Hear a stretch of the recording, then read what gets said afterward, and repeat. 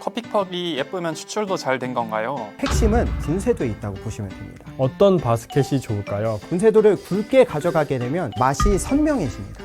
어느 날은 에스프레소 추출이 예쁘게 나오다가 어느 날은 이리 튀고 저리 튀고 난리입니다. 사실 커피 추출은 채널링이 일어나야 추출이 일어나는 거거든요. 이 디게싱은 굉장히 중요하게 생각해 주셔야 되고 아주 잘 지켜주셔야 됩니다. 눈물 나는 사연이 하나 들어왔는데 맛조그라고 무슨 의미일까요? 야, 오늘 선생님 또 오신대. 안녕하세요.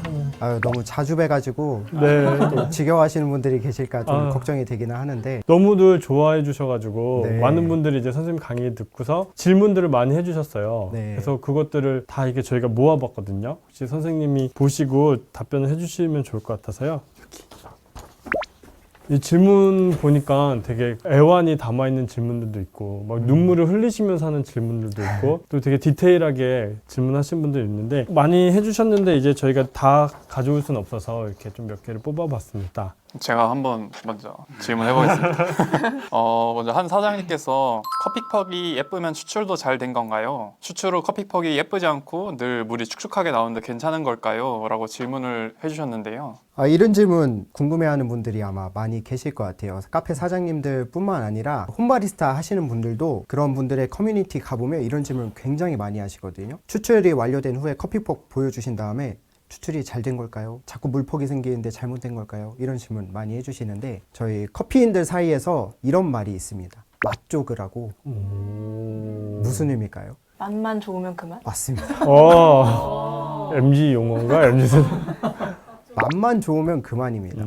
제가 카페왕 1부, 2부 그때도 말씀드렸을 텐데 우리는 추출된 커피를 마시는 거지 그 현상을 보고 즐기는 게 아니잖아요. 우리는 물퍽이 생기던 뭐 퍽이 모양이 어떻든 간에 추출된 커피가 맛있으면 그만인 겁니다. 그냥 환경에 의해서 이런 물퍽 현상이 생기기도 하거든요. 뭐 예를 들어서 분쇄도를 너무 가늘게 썼다. 그러면은 분쇄도가 가늘다는 건 그만큼 물 흡수를 잘 할 수 있는 환경을 만들어준 거거든요. 그러니까 커피 가루들이 물 흡수를 너무 잘한 거예요. 그러면은 커피 추출이 완료된 후에 커피 머신에서 남아있는 물과 압력을 한번 쫙 빼주게 되는데 그 과정에서 커피 가루들이 너무 물을 많이 머금고 있으니까 좀 덜 빠져나가는 경우, 그런 경우에 이제 물퍽이 생길 수도 있고요. 그런 경우라면은 뭐 물퍽이 생겨도 맛에는 아무런 영향이 없겠죠. 내가 분쇄도를 가늘게 한 이유가 있을 텐데. 그래서 그런 것들을 보고 스트레스를 받지 마시고 내가 퍽을 예쁘게 만들자고 커피 맛을 포기할 수는 없는 노릇이잖아요. 그래서 추출된 커피 맛만 보고 판단하시면 좋을 것 같습니다. 맛만 좋으면 그만입니다. 맛조구. 맛쪽을 기억하셔야 됩니다. 새로운 말 배웠는데. 제가 이 다음 질문 한번 해보겠습니다. 이분은 바스켓에 대해서 되게 궁금해서 질문을 해주셨어요. 어떤 바스켓이 좋을까요? 그 포터필더 안에 들어가는 그 바스켓을 말씀하시는 것 같은데 구체적으로 이제 VST와 IMS 중 어떤 것을 선택해야 하나요? 이런 질문을 해주셨습니다. 이 바스켓과 관련해서는 사실 바리스타들 사이에서도 뭐 의견이 좀 분분하기 때문에 제가 어떤 게 좋다 이렇게 말씀드리기는 조금 어려울 것 같고 그냥 각각의 바스켓의 특징에 대해서 조금 설명을 해드리면 좋을 것 같은데요. 이왕 저희 수업을 들으셨으니까 제가 수업한 내용과 조금 연관을 해서 말씀을 한번 드려볼게요. 제가 에스프레소 추출에서 가장 중요하다고 말씀드린 게 저항값이잖아요. 적절한 저항값을 형성해 주는 거. 적절한 저항값이 있다는 것은 어떻게 보면은 좀 정답이 있다는 말과 좀 비슷하기도 하거든요. 예를 들어 뭐 하나에서 저항값이 늘어났다면 적정을 맞추려면 무언가 하나는 좀 빠져줘야 되는, 그렇게 해서 적정한 저항값을 맞춰주는 건데 예를 들어서 추출 레시피를 잡으실 때 18g의 원두를 이용해서 적절한 저항값을 형성하는 것과 15g의 원두를 사용해서 적절한 저항값을 형성해 준다면 얘는 도식량이 많아졌죠? 그러면 뭐에서 빠져야 될까요? 분쇄도. 분쇄도에서 저항값이 빠져야 되겠죠? 얘는 그러면 줄어들었으니까 얘도 분쇄도를 가늘게 가야겠죠? 그러면 18g으로 세팅을 잡는 게 비교적 15g으로 잡는 것에 비해서 분쇄도가 굵게 형성이 될 거예요. 15g으로 세팅을 잡으면 분쇄도가 비교적 가늘게 형성이 되겠죠. 그러니까 핵심은 분쇄도에 있다고 보시면 됩니다. 내가 도식량을 늘려줄 거야, 도식량을 많이 가져갈 거야, 이거는 사실 난 분쇄도를 굵게 쓸 거야, 이런 의미가 되는 거고, 도식량을 적게 쓸 거야, 이거는 분쇄도를 가늘게 쓸 거야, 이런 의미가 되는 거예요. 그러면 분쇄도를 굵게 쓰면 어떤 특징이 있고 가늘게 쓰면 어떤 특징이 있길래 이걸 선택해서 사용을 해? 하는 게 궁금하실 수 있는데 분쇄도를 굵게 가져가게 되면 기본적으로 맛이 선명해집니다. 맛이 선명해지는 대신에 맛의 스펙트럼은 조금 좁아져요. 우리의 혀가 어떠한 특정한 맛이 강하게 느껴지면 숨겨져 있는 나머지 맛들을 느끼기가 어렵거든요. 그래서 몇 가지 그 원두가 가지고 있는 가장 큰 특징이 되는 맛들이 선명하게 느껴지지만 대신에 나머지 세밀한 맛들은 덜 느껴진다. 그렇게 보시면 되고요. 그리고 맛이 선명하게 느껴지는 만큼 비교적 농도가 좀 강하다고 느껴지실 수 있어요. 반대로 분쇄도를 가늘게 쓰는 경우에는 맛의 선명도는 조금 떨어질 수 있어요. 대신에 그만큼 맛의 스펙트럼은 좀 넓게 느껴질 수 있고요. 그래서 좀 더 세밀한 다양한 향미들을 좀 더 쉽게 느끼실 수가 있고 농도감도 좀 연하다고 느껴지실 수 있습니다. 이런 특징들이 있기 때문에 내가 사용하는 매장, 원두, 환경, 내 취향에 맞게 선택을 해서 사용하시면 되는 거거든요. 그럼 여기에서 이제 바스켓이 어떤 역할을 하느냐. 결국에 바스켓의 가장 큰 특징은 타공수예요. 그 바스켓에 있는 구멍의 개수가 가장 큰 특징이거든요. 그래서 우리가 가장 많이 쓰는 IMS 바스켓, VST 바스켓 이렇게 보시면 IMS 바스켓보다 VST 바스켓이 타공수가 훨씬 많습니다. 타공수가 많다는 게 무슨 의미일까요? 저항값이 낮다. 맞습니다. 그러면 타공수에서 저항값이 떨어졌죠? 무언가에서 저항값을 보정을 해줘야겠죠. 분쇄도를 더 가늘게 쓴다거나 도직량을 좀 더 늘려서 쓴다거나 쪽에서 저항값이 더 높아져도 커버를 해줄 수 있다는 의미가 되겠죠. 반대로 IMS를 사용하시게 되시면 저항값이 얘가 조금 더 바스켓의 타공수가 적으니까 강하게 형성이 되겠죠. 그러면 분쇄도를 굵게 하거나 도직량을 적게 하거나 이런 방식을 조금 더 선택해 주시는 게 맞다는 거죠. 그래서 어떤 게 정답이다 이게 아니라 내가 원하는 특징에 맞게 그렇게 사용을 해 주시면 됩니다. 예를 들어서 나는 좀 다양한 스펙트럼을 표현하고 싶어. 그래서 도직량을 적게 가져가고 분쇄도를 가늘게 가져가는 방법을 선택하고 싶어. 그런데 이렇게 하니까 농도감이 아쉬워. 그러면 VST 바스켓을 써주면 여기서 저항값이 떨어졌으니까 도직량을 조금 더 늘려줄 수 있겠네? 그럼 농도감도 조금 더 채워질 수 있겠네? 왜냐면 도직량을 늘리면 어쨌든 컵 안에 들어가는 커피 성분이 많아지는 거잖아요. 2g을 늘리면 2g만큼 더 들어가는 거고 3g 늘리면 3g만큼 더 들어가는 거니까 그렇게 하면은 이렇게 굵은 분쇄도를 써야 하는 그람 수만큼 넣고도 비교적 가는 분쇄도를 사용할 수 있게 되는 거죠.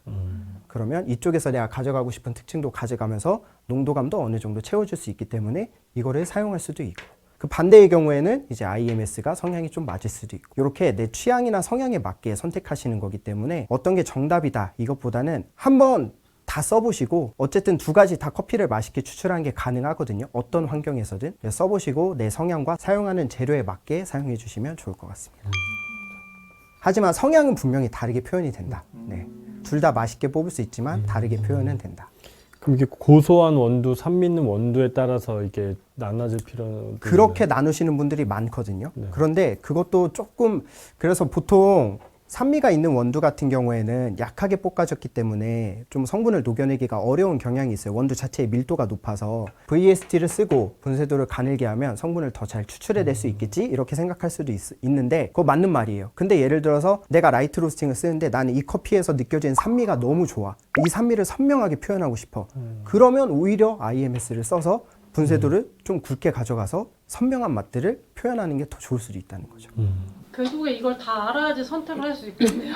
그래서 둘 다 써보시는 걸 추천드립니다. 예를 들어 고민이 되신다면 이런 걸 고려하지 않으시고 나 그냥 기본 주는 거 쓸래 이러시는 분들은 그걸로도 충분히 맛있는 커피를 만들 수 있는데 제 생각에 이런 질문을 하시는 분들은 다 써보셔야 돼요. 다 써보신 다음에 경험을 해보셔야 아마 납득이 되실 거고 제가 여기에서 다크 블렌딩 쓰시면 IMS 쓰세요 이런다 해도 계속 의문이 남으실 거예요. 그래도 VST 쓰면 좀 더 낫지 않을까? 이런 남으실 거기 때문에 무조건 한번 경험해 보시는 거를 추천드립니다. 다 본인이 경험을 해봐야. 맞아요.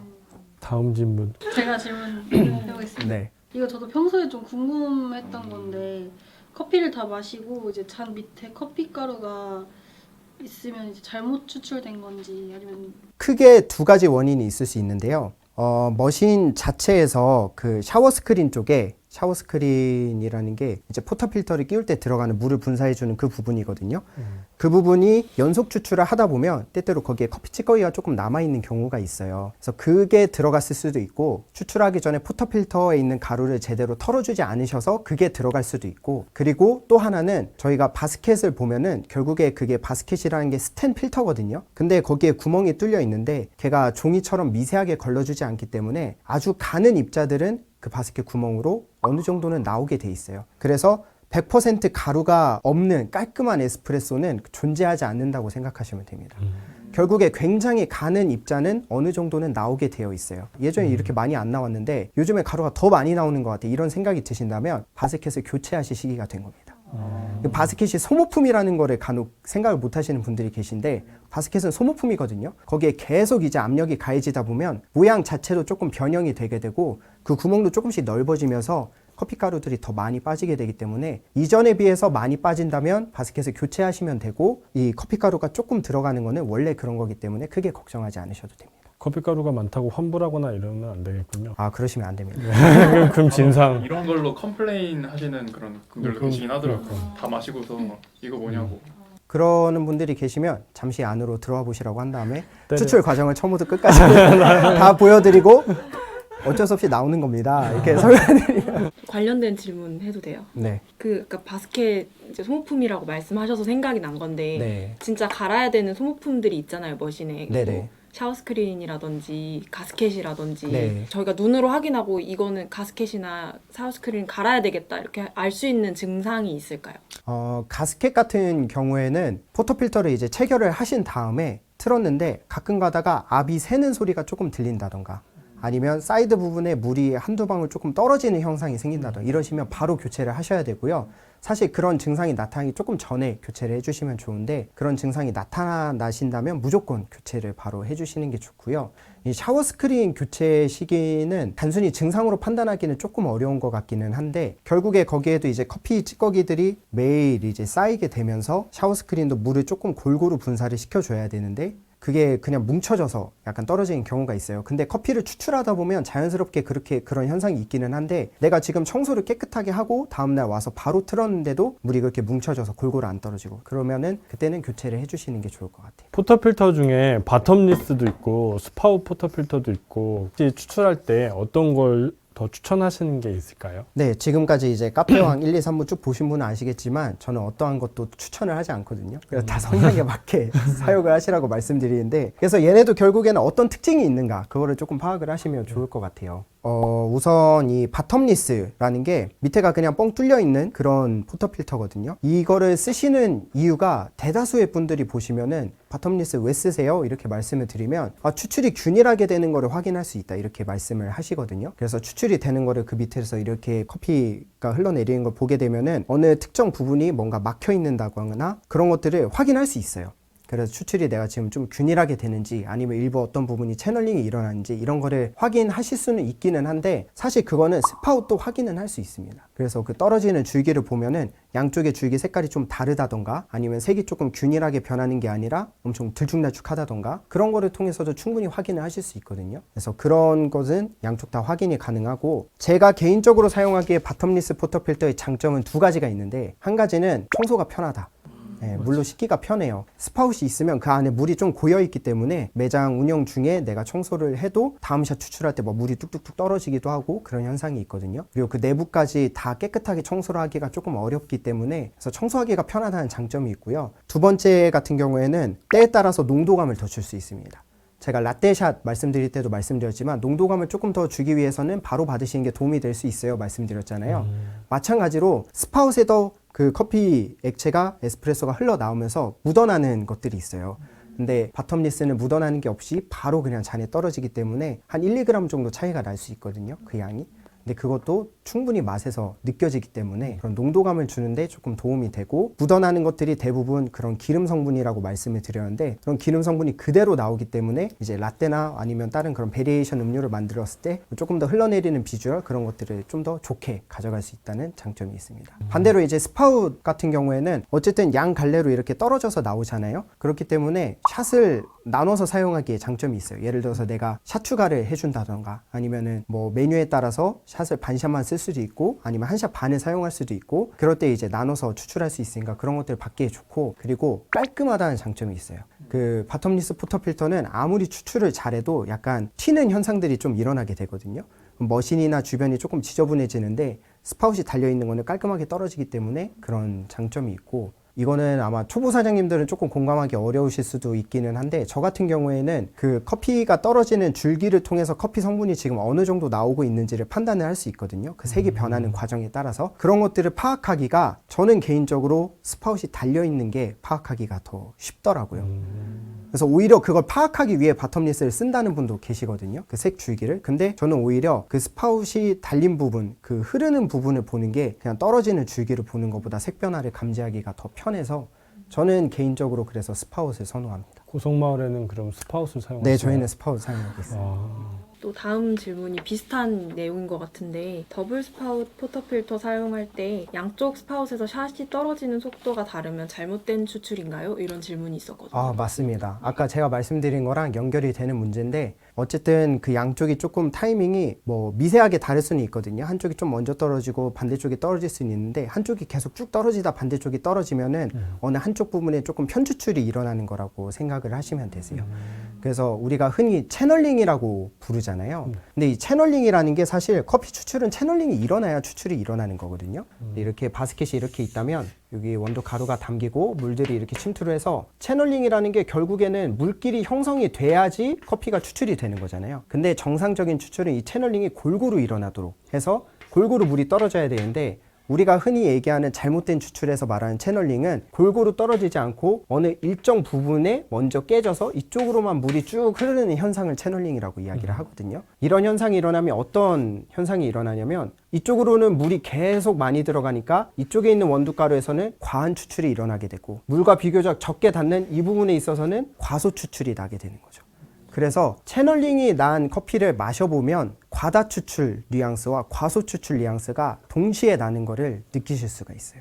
그래서 찌르는 신맛과 짙은 쓴맛이 같이 나게 되는 그런 현상을 느끼실 수가 있거든요. 그래서 그런 경우에는 이 현상을 조금 잘 제거를 해 주셔야 되는데 내가 만약에 신맛이 나네? 신맛이 났으니까 분쇄도 가늘게 가야겠다. 이래버리고 분쇄도만 조절하시면 오히려 분쇄도가 가늘어지면 밀도가 더 단단해지는 경향이 있거든요. 그래서 주변 밀도는 단단한데 내가 이 원두를 담고 탬핑하는 과정이 뭔가 잘못돼서 일정 부분에 균일이 생긴다면 그쪽으로 오히려 채널링이 더 심하게 일어날 수 있거든요. 꼭 에스프레소로 맛을 보시고 그 신맛과 너무 찌르는 듯한 산미와 너무 짙은 쓴맛이 같이 공존하지는 않는지 아니면은 산미만 강하게 나는지 이런 것들을 판단을 해주셔야 올바른 추출이 가능하게 됩니다. 연관돼서 저희가 질문을 받아보니까 채널링에 대한 질문이 가장 많으셨어요. 네. 그래서 이분이 되게 울면서 질문을 해주셨는데 어느 날은 에스프레소 추출이 예쁘게 나오다가 어느 날은 이리 튀고 저리 튀고 난리입니다. 유유.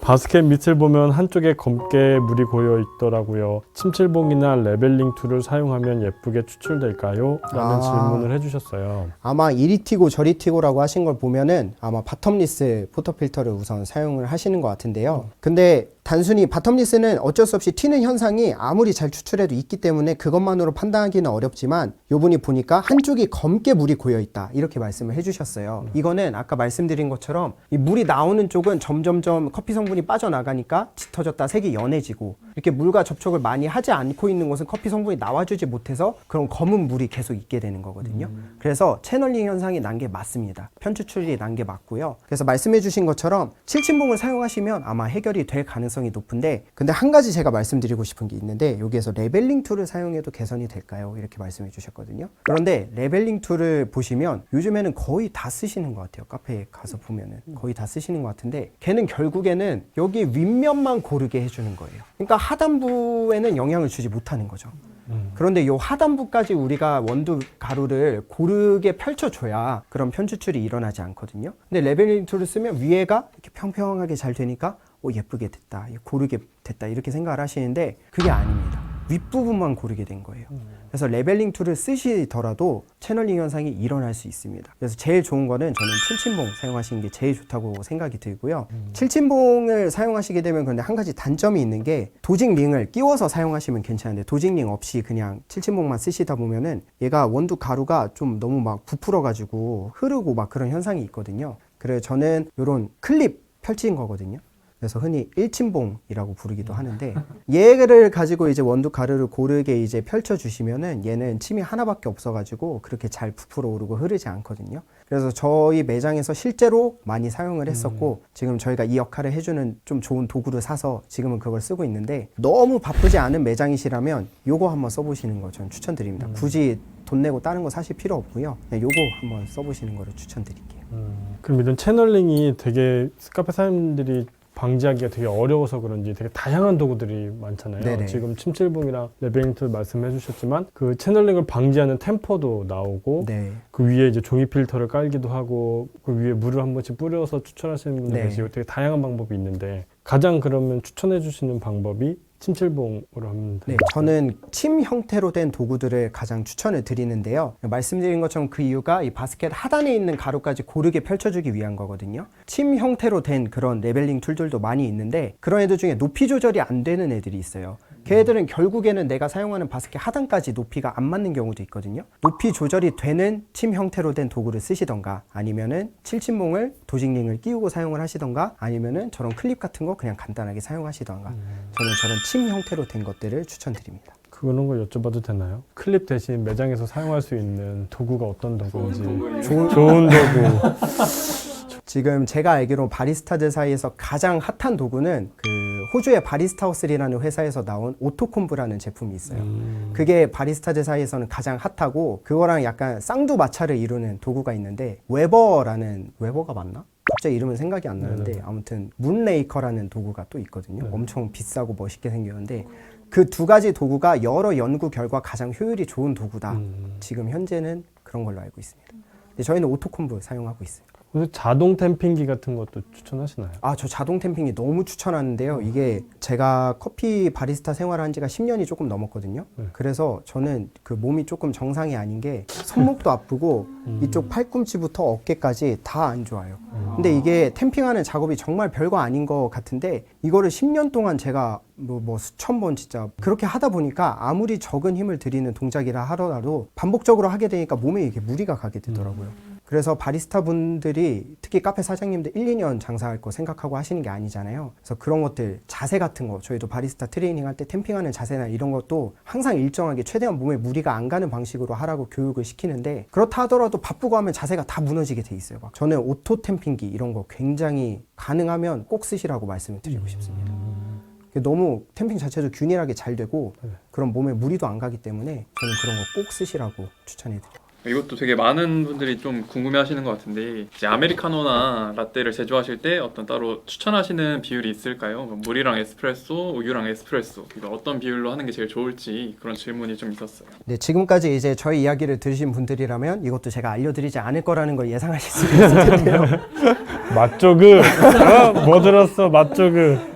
근데 이것도 제가 한 가지 오류를 말씀드리겠습니다. 이제 유튜브나 여러 가지 자료들을 보면은 뭐 아메리카노 비율 뭐 1대8로 하세요 뭐 이런 거 보실 수 있거든요. 근데 한 가지 오류가 뭐냐면 아까 제가 라떼 수업할 때 잠깐 말씀드렸는데 이 커피 추출은 하게 되면 갈수록 커피 성분은 떨어지고 물의 함량이 많아지게 돼요. 그러니까 얘를 만약에 더 뽑는다고 생각을 해보세요. 여기서부터 어느 순간 커피 성분은 나오지 않겠고 어느 순간 물만 나오는 시점이 생기게 되겠죠. 그러면 내가 커피를 예를 들어서 요 지점이 40g이다. 얘를 50g 뽑고 60g을 뽑으면 나머지 10g, 20g은 다 물이라는 얘기예요. 물은 농도를 오히려 낮추죠. 근데 커피 양은 늘어나죠. 근데 예를 들어서 내가 비율을 1대8을 고정해뒀다고 생각해 보세요. 그러면은 내가 40g 뽑았을 때 325 써가지고 했어요. 근데 이만큼 드러나면 물량이 늘어나야 되겠죠. 근데 에스프레소 농도는 연해졌는데 물도 늘어나면 더 연해지겠죠. 이런 오류가 있기 때문에 그런 비율은 고정해 놓고 사용을 하시면 안 됩니다. 에스프레소 양이 늘어나면 농도가 더 연해지는데 거기에 물을 더 넣어야 된다? 비율을 고정해 놓으면 말도 안 되는 얘기잖아요. 그래서 절대 비율은 고정해서 사용을 하지 마시고요. 결국 간을 맞추는 거잖아요. 내가 간을 맞추는 것에 제일 중요한 거는 내가 사용하는 재료가 어떤 농도를 가진 커피인지 그리고 내가 추출한 에스프레소가 어떤 농도를 가지고 있는지 그거를 고려하셔서 어느 정도 물을 넣으면서 테스트를 하시다 보면 어느 정도 바운더리가 잡히실 거예요. 대략적으로 한 200g 정도 넣었을 때 농도가 괜찮게 나온다. 그러면은 그 이후에는 10g 단위로 조절을 하시면서 간을 보시면 됩니다. 그렇게 해서 최적의 농도를 맞춰 놓으시고 그 다음에 예를 들어서 뭐 다음 날이나 다른 날 세팅이 변경됐다. 에스프레소 농도가 조금 낮아졌다. 그럼 여기에서 10g 줄여주신다던가 이런 식으로 간을 맞춰서 해주셔야지 비율을 그렇게 고정해 놓고 하시면은 절대 안 됩니다.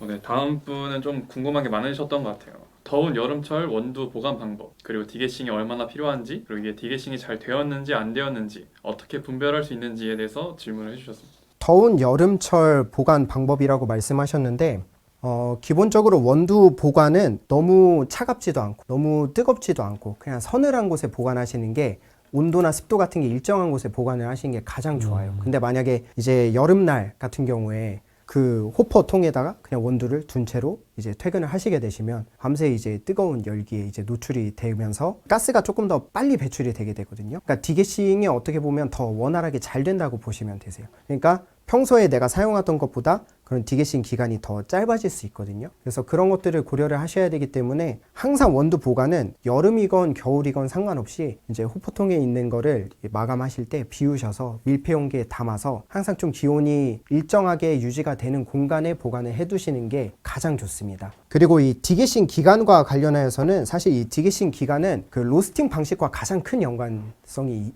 있다고 생각을 하거든요. 그래서 디게싱 기간, 권장 디게싱 기간은 원두를 사용하시는 곳, 받아오시는 곳에 여쭤보셔서 물어보셔야 하고요. 기온에 따라서 조금 가스가 빠져나가는 시간이 달라지기 때문에 여름에는 기준보다 조금 짧아질 수 있고 겨울에는 기준보다 조금 더 길어질 수 있다는 것 정도는 감안을 해주셔야 되고요. 그리고 잘 됐는지 안 됐는지 판단하실 수 있는 가장 쉬운 방법은 에스프레소를 추출하신 뒤에 크레마를 보시면 돼요. 근데 크레마에 기포가 송송송송송 있으면 아직 가스 함량이 많은 거고요. 크레마가 아주 매끈하게 나오면 충분히 디게싱이 된 거기 때문에 크레마가 매끈하게 나오는 기간을 체크하시면 됩니다.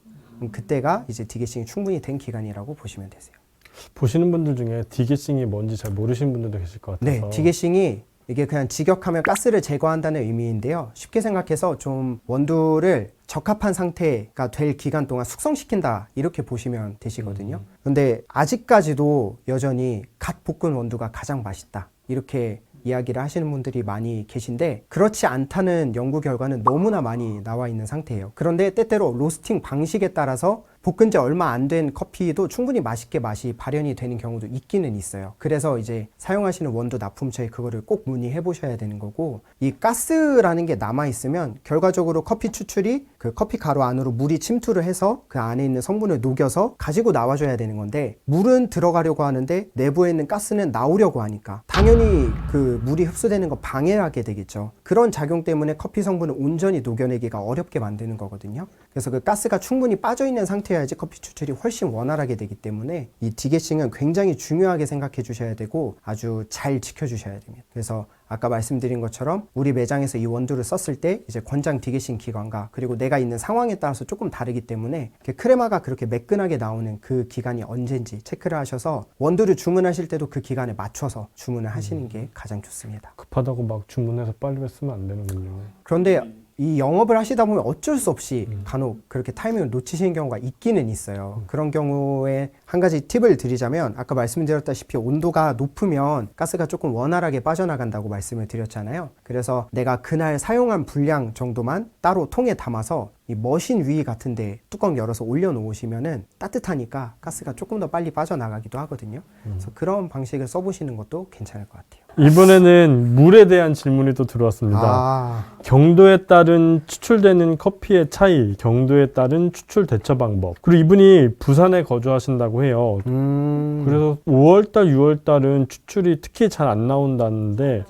잘 나온다는데 그 이유가 뭔지 너무 궁금합니다. 라고 해주셨어요. 물은요, 이 물까지 신경 쓰신다는 것은 이분은 일단 초보 카페 사장님은 좀 아니실 확률이 높은데, 물은 바리스타들 사이에서도 굉장히 뜨거운 주제고 약간 커피 추출에서 어떻게 보면은 좀 끝판왕격이 되는 변수 중에 한 가지거든요. 근데 우선 한 가지 기억하셔야 되는 것은 물을 100% 컨트롤할 수 있는 방법은 존재하지가 않습니다. 물 컨디션은 내가 조절할 수 없다는 거, 100% 통제할 수 없다는 거 어느 정도 감안을 하셔야 된다는. 이분 같은 경우에 이제 부산에 거주하신다고 하셨는데, 부산 지역이 특히 한국에서도 좀 연수 비교적 그 경도가 낮은 물이 있기로 유명한 도시거든요. 그래서 정말 유명한 스페셜티 업체들이 많은데 그 업체들도 다 고생하세요. 예, 커피 추출이 원활하게 되지 않는다고 고생하시고, 제가 아는 분은 그것 때문에 부산에서 로스터리를 운영하시다가 서울로 옮기신 분도 계세요. 물이 너무 안 좋아서. 그렇기 때문에 우선 이분은 쉽지 않으실 것 같고요. 부산에 계시다고 하시니까. 이사를 하셔야 되네, 이사를. 그런데 어쨌든 간에 이 특징이 있겠죠. 경도에 따른 특징. 이 경도라는 게 뭐 여러 가지 이야기들이 있는데, 가장 쉽게 말씀을 드리자면 경도가 높은 커피는 성분을 더 잘 끌어낼 수 있고, 경도가 낮은 커피는 오히려 커피 성분을 흡착시켜줄 성분이 없어서 커피 성분을 녹여내는데 오히려 좀 어려운 경향이 있거든요. 그러니까 이분이 부산에 계시니까 연수라고 했잖아요. 경도가 낮은 물을 사용하실 확률이 높은데, 경도가 낮은 물을 사용하기 때문에 이제 커피 성분을 추출을 잘 하기가 좀 아마 어려우실 것 같아요. 게다가 이제 이게 비가 오거나 그런 환경이 되면은 경도가 더 낮아지게 되거든요.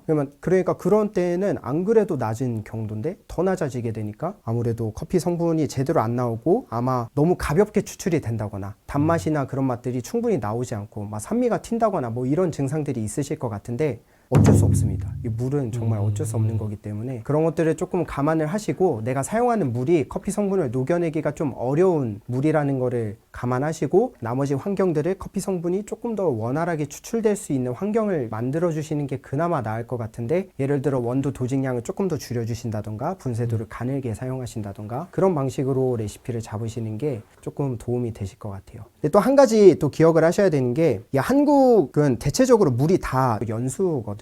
좀 경도가 낮은 편에 속해요. 다른 나라들에 비해서. 그래서 커피 추출을 이런 거를 좀 원활하게 하기 위해서 간혹 가다가 커피 추출용 필터 중에서 미네랄 필터 이런 식으로 미네랄을 업시켜주는 필터 그래서 커피 경도를 좀 높여주는 그런 필터들이 있는데 이런 필터들을 사용하실 때 한 가지 주의하셔야 되는 점은 이 뭔가 경도가 높은 물을 사용하시게 되면 에스프레소 머신의 스케일이라고 해가지고 약간 석회 현상 비슷하게 생기는 그런 게 있는데 그런 것들이 관을 조금씩 막게 되거든요. 어쩔 수 없이 생기는 현상이고 그것 때문에 꾸준히 관리를 해주셔야 되기는 하는데 경도가 높을수록 그런 현상이 잘 일어납니다. 그래서 저는 개인적으로 에스프레소 머신에 사용하는 필터는 그냥 미네랄을 더 업시켜주는 이런 필터를 사용하지 않으시는 게 머신 관리에 조금 더 낫지 않을까 하는 생각을 하고요.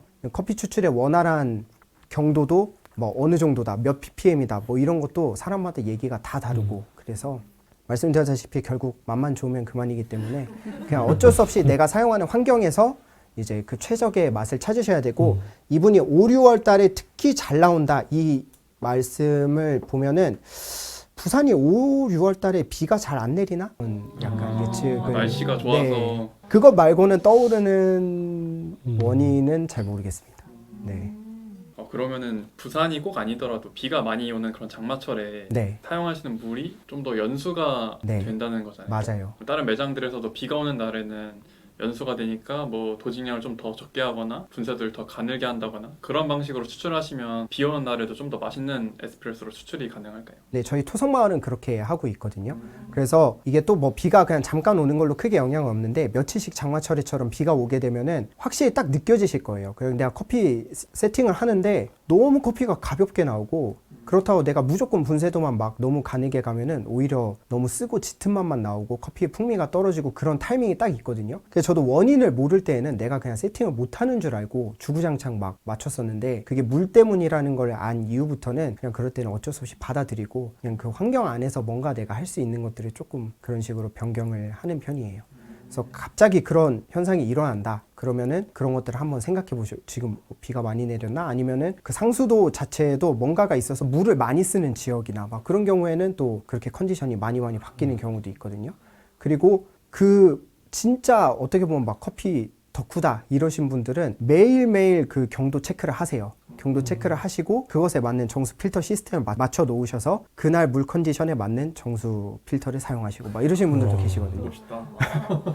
근데 그렇게까지 하는 거는 일반적인 매장에서 정말 어렵기 때문에 제가 개인적으로 추천드리는 방법은 처음에 필터 세팅을 하실 때 그 필터 회사에 처음에 문의를 하시면은 내가 사용하는 매장에 맞는 물 컨디션을 한번 체크해주고 거기에 맞는 필터 세팅을 추천을 해주거든요. 그런 상담은 비용이 좀 들더라도 한번 받아보시면 그나마 조금 나을 수 있죠. 그런 스트레스를 조금 덜 받으실 수 있습니다. 되게 눈물 나는 사연이 하나 들어왔는데 왜 이렇게 눈물이 많죠?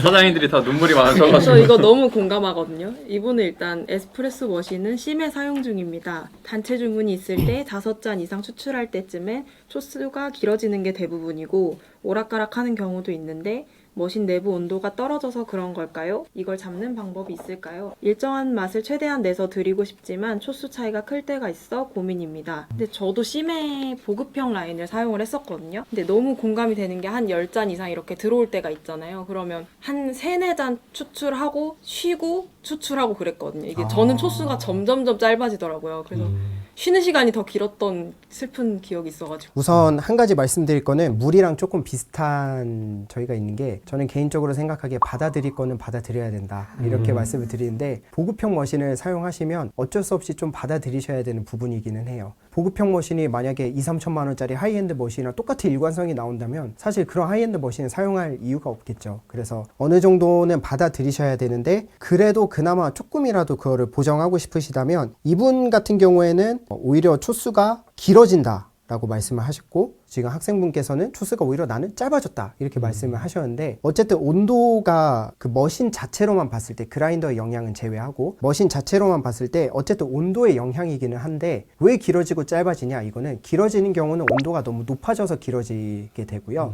빨라지는 경우에는 온도가 낮아져서 빨라지게 되거든요. 그러니까 머신의 이 메커니즘에 따라서 추출 물을 많이 쓰면 온도가 갑자기 급격하게 상승하는 머신이 있고 오히려 온도가 하락하는 머신들이 있어요. 그러니까 상승하는 머신 같은 경우에는 보일러 안에서 물이 빠졌으니까 이제 상온수가 채워지겠죠. 그럼 걔를 커피 추출의 원활한 온도로 빠르게 데펴주려고 막 하다 보니까 순간적으로 온도가 팍 상승하게 되는 거예요. 그런 시스템이 조금 늦은 머신 같은 경우에는 이제 물이 따뜻하게 해놨는데 그게 계속 쭉쭉쭉 빠지니까 온도가 상온수가 섞이면서 당연히 낮아지게 되는 그런 메커니즘을 가지고 있는데 말씀하신 것처럼 그렇게 텀을 어느 정도 주고 하시는 게 도움이 되기도 하고 그리고 이 온도가 또 어떤 머신 같은 경우에는 처음에 머신을 눌렀을 때 막 부글부글 끓는 그런 열수가 나오는 머신이 있어요. 그런 거는 열수를 최대한 빼주셔야 된다고 이제 말씀을 드렸는데 그런 부글부글 소리가 나오지 않을 때까지 빼주시고 매번 그렇게 사용을 하시면 되는데 여러 잔이 한꺼번에 주문이 들어오는 경우에 바쁘고 하다 보니까 그 열수를 충분히 빼주지 않으시는 경우가 있거든요.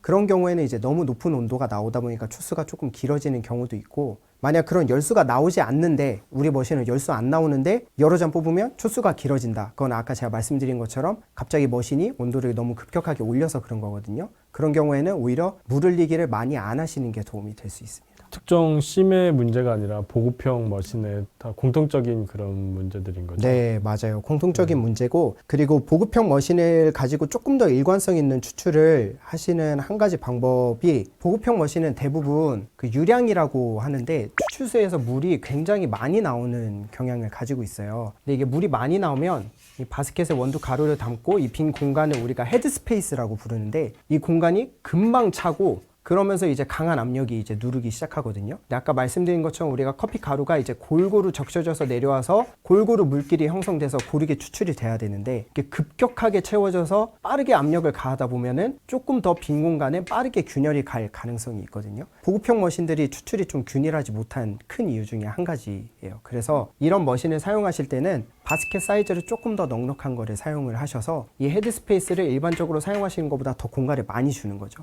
이렇게 의도적으로 물이 채워지는 공간을 많이 주시게 된다면 조금 더 그 압력을 받는 시간도 길어질 테고 물이 조금 더 원활하게 스며들 수 있는 환경을 만들어주기 때문에 보급형 머신은 좀 바스켓을 큰 걸 사용하시고 너무 많은 원두를 담지 않으시는 거를 전 추천드립니다. 보급형 머신에도 그 프리인퓨전 설정이 되는 경우가 있긴 한데 네. 쓰는 게 좋을까요?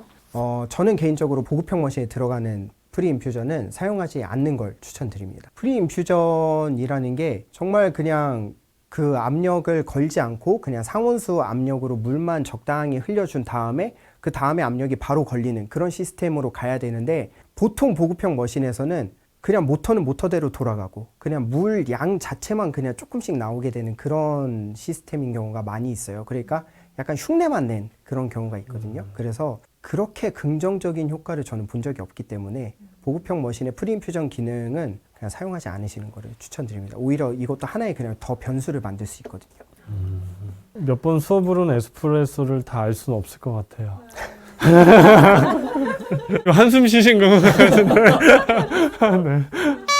네, 그래도 정말 지난 강의를 들으시면서 제가 남들처럼 그렇게 몇 그램 써서 몇 그램 추출하세요 이런 거 알려드리지 않고 어떻게 보면 좀 복잡한 내용들을 말씀드려서 좀 혼란스러우셨을 수도 있는데 많은 분들이 오히려 그런 것들을 좋아해 주시고 또 저희 이야기에 공감을 해주셔서 너무 감사드리고요. 한두 번 보고 따라하는 걸로는 체득을 하기가 좀 어렵거든요. 그래서 계속 반복적으로 보시고 내가 매장에서 그런 것들을 계속 좀 가지고 계신 선입견들을 깨보시려고 노력하시는 게 정말 중요한 것 같아요. 제가 이제 영상 이후에도 많은 분들하고 영상 보고 오신 분들하고 대화를 해보면 제가 영상에서 그렇게 얘기했는데도 여전히 정량을 담고 1대2 추출을 하고 25초에서 30초 추출을 하고 이런 선입견들을 깨기가 너무 어려워하시더라고요.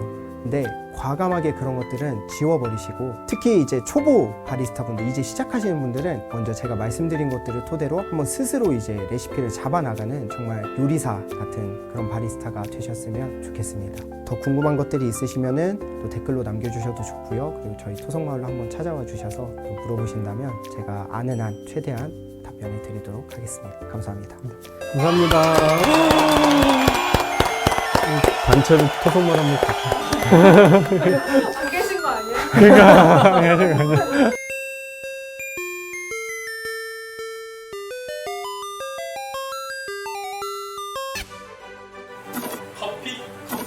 커피 쳤어.